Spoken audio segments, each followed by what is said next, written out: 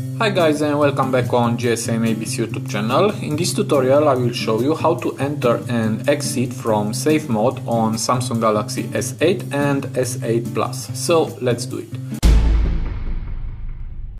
So if you want to do that, first thing, hit the power button and push it long on power off icon, and here we have the safe mode icon. Just hit on that and wait until your phone will restart.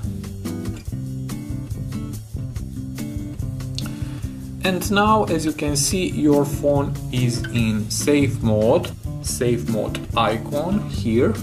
And now can go to settings and hit apps, and from here you can uninstall the apps that causes you troubles on your phone. So it is very easy, and if you want to go back to exit from safe mode, just swipe the top bar and you can hit here and hit restart now, and your device will exit from safe mode.